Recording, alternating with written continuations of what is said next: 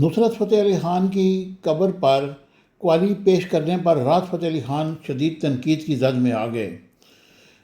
معروف گلوکار راحت فتح علی خان اپنے صاحبزادے شاہ زمان علی خان کے ہمراہ لیجنڈری قوال استاد نصرت فتح علی خان کی قبر پر قوالی پیش کرنے کے بعد سوشل میڈیا نے آڑے ہاتھوں لیا اور استاد نصرت فتح علی خان کی برسی کے موقع پر راحت فتح علی خان اپنے بیٹے کے ہمراہ ان کی آخری آرامگاہ پر پہنچے، جہاں انہوں نے مرحوم قوال کو خراج عقیدت پیش کیا۔ اس موقع پر لوگوں کی بڑی تعداد بھی موجود تھی، جبکہ راحت فتح علی خان اور ان کے صاحبزادے نے قبر کے قریب بیٹھ کر کلام پیش کیا۔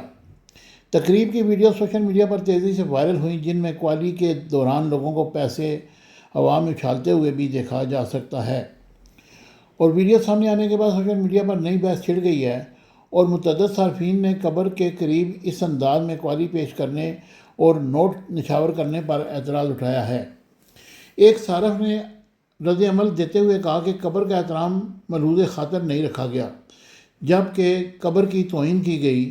دیگر صارفین نے بھی تقریب کے انداز کو نامناسب قرار دیتے ہوئے تنقیدی تبصرے کیے۔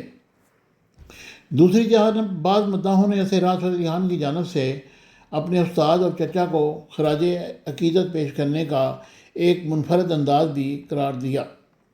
راحت فتح علی خان نے اپنے کیریئر کے ابتدائی دور میں اپنے چچا اور استاد نصرت فتح علی خان کے ساتھ بھی پرفارم کیا اور بعد ازاں قوالی اور گائیکی کی دنیا میں اپنی الگ پہچان بنائی۔ عالمی شہرت یافتہ قوال نصرت فتح علی خان اگست 1997 میں 48 برس کی عمر میں انتقال کر گئے تھے، اور ان کی وفات کو تقریباً 3 دہائیاں گزرنے کے باوجود ان کی قوالیاں اور گیت پاکستان سمیت دنیا بھر میں آج بھی مقبول عام ہیں۔ Subscribe my channel Business Times News for latest political, national, international news. Don't forget to subscribe Business Times News.